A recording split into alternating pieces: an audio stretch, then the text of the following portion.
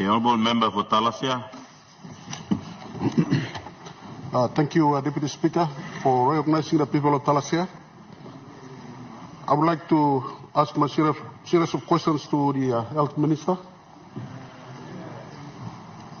Before I ask my question, I wish to congratulate the Maraperoso government, the donor agencies, and the professional doctors who were involved in making this historical achievement possible at the Port Moresby General Hospital for successful delivery of the first kidney transplant on the 14th of May 2025.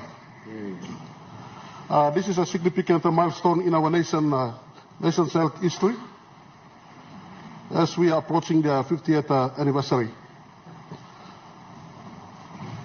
I sincerely thank the Prime Minister and his government, including the past leadership and the current leadership, for this historical achievement.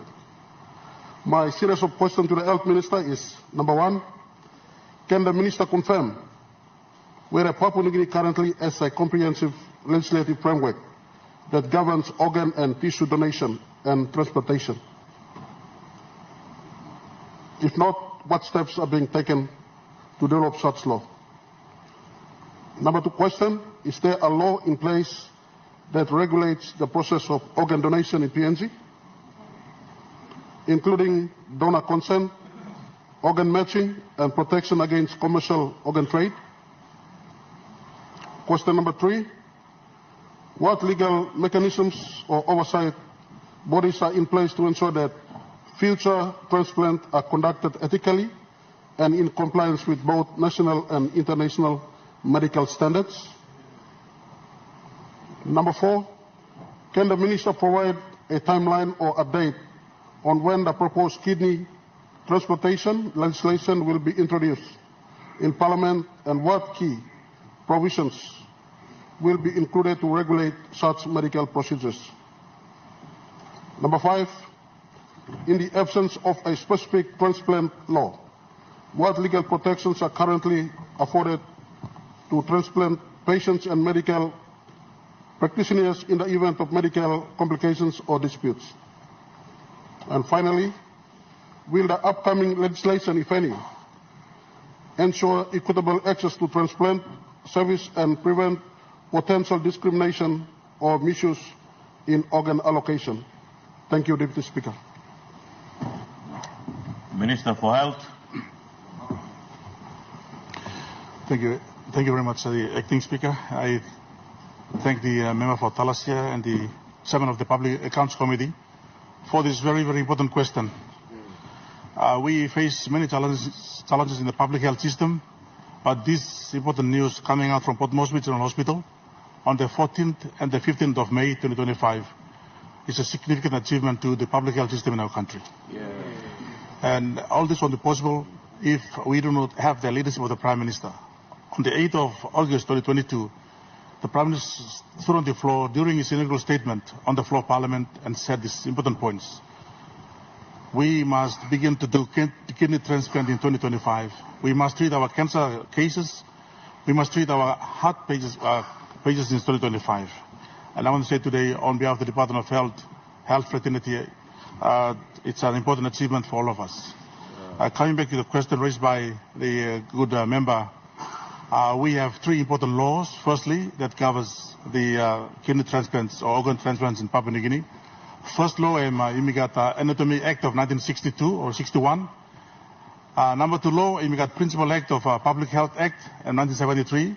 Na amendment kang 2023. And I'm thank you long, the former Minister for Health, Dr. Lino, making this arrangement in place, amending the Public Health Act of 1973. He got a clear section where he took them that allows for organ transplants in the country. Clear, stop straight, let's slap. And then we got National Health Administration Act of 1997, where we talk law standards, talk law quality, talk law safety of how all these projects must be done, by what kind of professionals, what kind of environment. All of these are already set up properly in the system.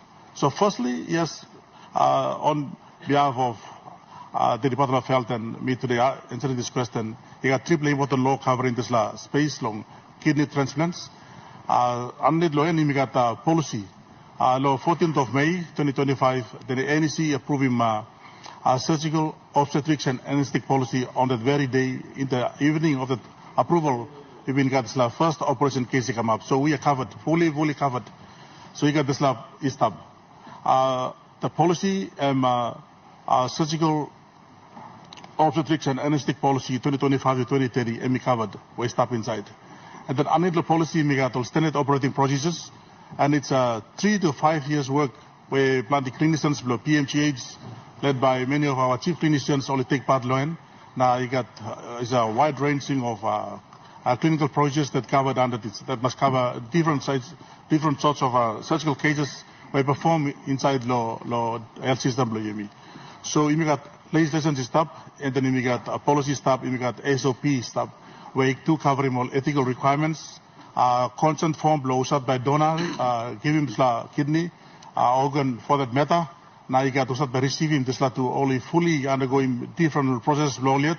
Now only amas na arim talk, and then only get consent system where only been signing. So I want to say today that all of the systems are currently in place by our government. The performing kidney transplant in our country is safe, is fully covered by our various laws with all the policy and ethical projects in place. One black kidney transplant, suppose Swamlo line blue yumi igolo overseas, it's costing 400 to 500,000 kina one black case tasol. One black case tasol. At the moment we have about 50 line is our called PMGH or PNC Kidney Foundation that is actually run by Sir Martin Poe and Team Blongem. And I want to acknowledge them. They actually participated in training many of our nephrologists or kidney specialists for the last couple of years. So we got 40 to 50 line also go to PMGH or PNC Kidney Foundation, also go along this dialysis system, kidney dialysis system. Many of them go there 3 times a week. Today, from the report coming out from PMGH, this line we only give them transplant for the last 3 weeks. For the first time after 5 years, only no call this dialysis system. That's a history for us. That's a history for us. History for us. There are 50 of our patients, our people every day, they have to go to a dialysis 3 times a week. So I'm saying, thank you, Doctor. Our team, we only go past this important milestone achievement, the PMGH, Department of Health Secretary, everyone else. I believe also we can do a lot. We have a heart facility there, KPHL supporting it with up to 10 million kina. We now have a 2,000 line only, instead of go to Australia, they are now only go to KPHL, a heart facility, Bloyumi. Now only serving 2 days through 200 million kina, we are also supposed to go overseas. These are important achievements by our country. Important achievements. We will opening my brachytherapy cancer unit late this year September, but we opening the state-of-art cancer facility PMGH as well. So Prime Minister Togolsam, we need to reduce the number of our people going overseas. Leaders below government, leaders below Parliament, our citizens today. I want to say that we are achieving this, making sure that our people have access to quality healthcare in our country, and we are on track. I want to say thank you to NFA, National Fisheries Authority, for committing 10 million kina funding kidney transplant will take place. So thank you long UK team, all been come long assisting team here, making kidney transplant policy possible. Thank you very much again for allowing me to answer this important question. Papua New Guinea, kidney transplant is in place. We are fully covered. Please look and pour it, look come and look online, PMGH, long call service. Thank you very much.